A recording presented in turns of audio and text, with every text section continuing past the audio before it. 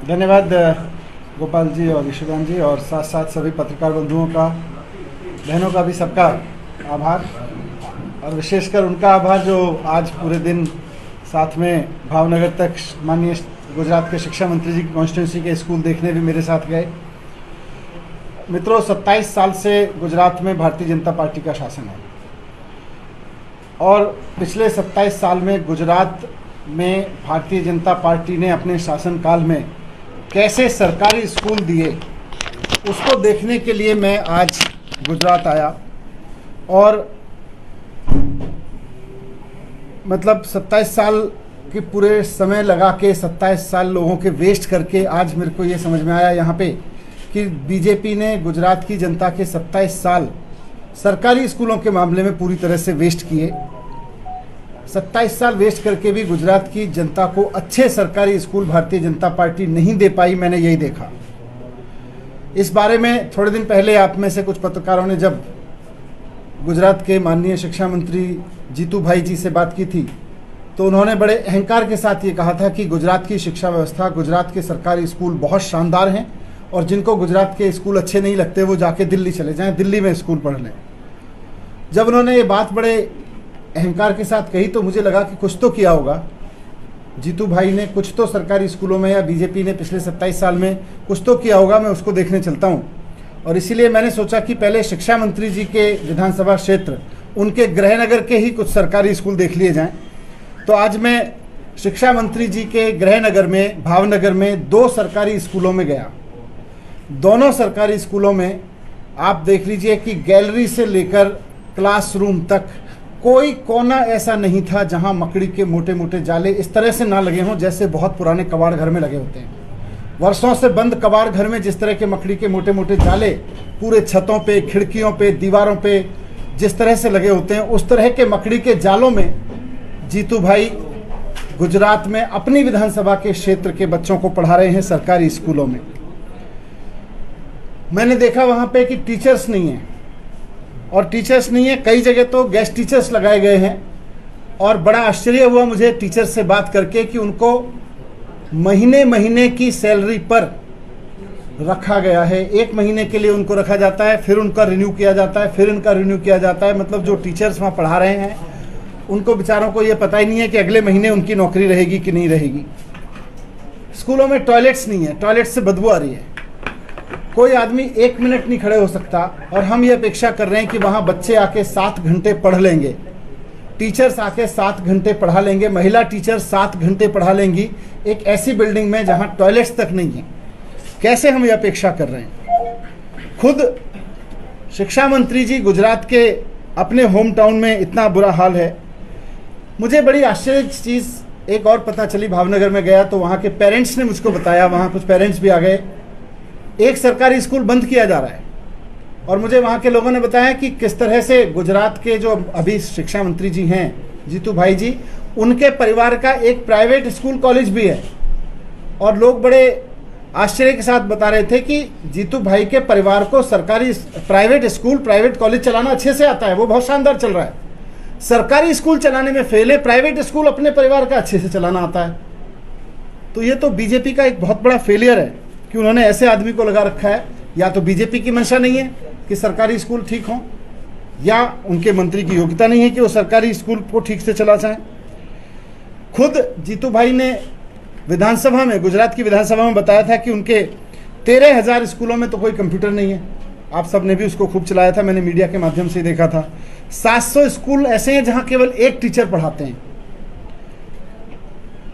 आप सबके माध्यम से मैं कहना चाहता हूं कि ये जो हालत है, एक्चुअली ये आज जो हमने देखा, ये बात सरकारी स्कूलों की नहीं है, ये हालत सरकारी स्कूलों की नहीं है, देश के भविष्य की है, इन बच्चों के भविष्य की है, उन परिवारों के भविष्य की है जो यहाँ पे पढ़ रहे हैं।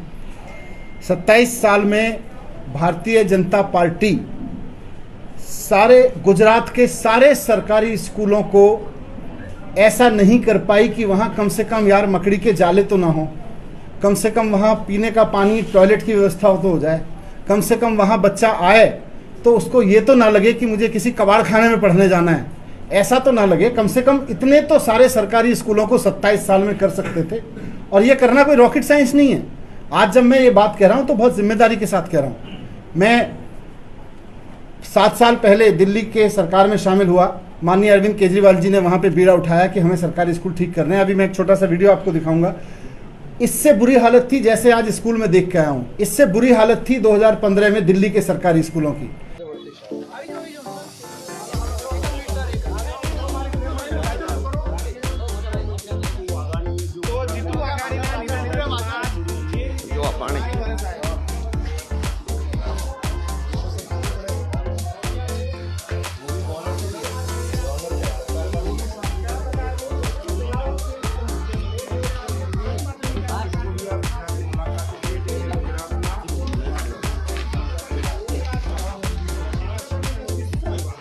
भाई थोड़े पास हटो।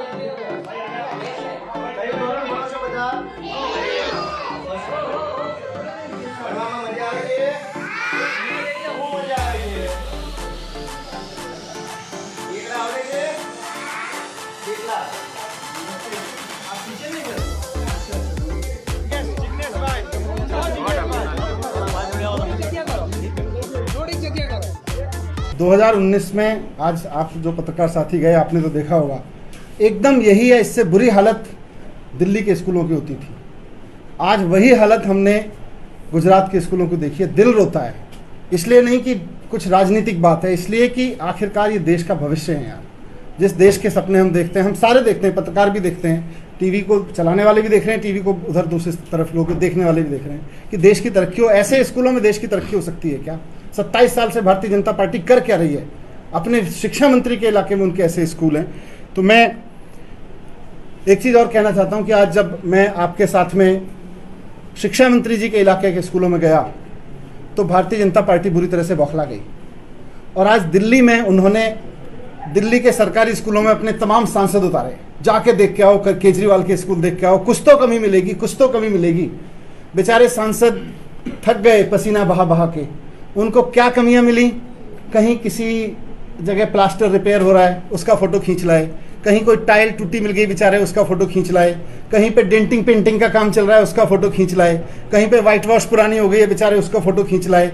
एक भी स्कूल भारतीय जनता पार्टी के सांसदों को ऐसा नहीं मिला आज दिल्ली में जिसके बारे में वो ये कह सकें कि देखो केजरीवाल जी के स्कूलों में मकड़ी के जाले लगे हुए हैं, बोर्ड नहीं है, पढ़ाने की व्यवस्था नहीं है, पानी नहीं है, ऐसा नहीं है, वैसा नहीं है। पर पैचवर्क बेचारे करते घूम रहे हैं, जहाँ कहीं पैचवर्क चल रहा है उसके फोटो खींच के कह रहे हैं देखो ये सरकारी स्कूल, देखो ये सरकारी स्कूल। मुझे आज बहुत गर्व है कि केवल 5 साल में अरविंद केजरीवाल जी ने दिल्ली के सरकारी स्कूलों में वो करके दिखा दिया जो भारतीय जनता पार्टी 27 साल में जिसको टच नहीं कर पाई अभी तक। मुझे खुशी है कि आज इस देश की राजनीति में शिक्षा पे बात हो रही है।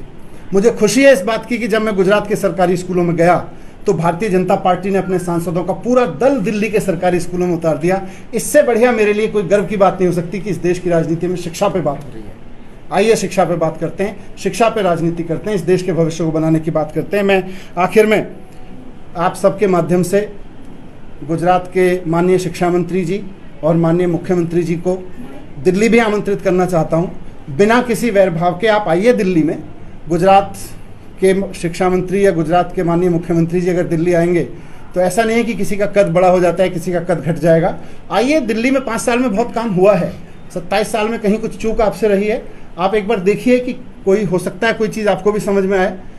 तमिलनाडु के माननीय मुख्यमंत्री जी भी आए, कई और राज्यों के मंत्री भी आते हैं, उसमें कहीं कोई छोटा बड़ा नहीं होता है। आइए आके देखते हैं कि कैसे ठीक किए जा सकते हैं। दूसरा, मैं आप सब पत्रकार बंधुओं को, आपके सभी सीनियर संपादकों को भी आमंत्रित करता हूं कि आप भी आएँ, कभी भी दिल्ली के किसी भी सरकारी स्कूल में आप आएँ, दिल्ली के किसी भी क्षेत्र में आप आएँ और आप हमें बताएं कि हम दिल्ली के फलां क्षेत्र में सरकारी स्कूल में फलाने में जाना चाहते हैं। आपका बहुत बहुत स्वागत है।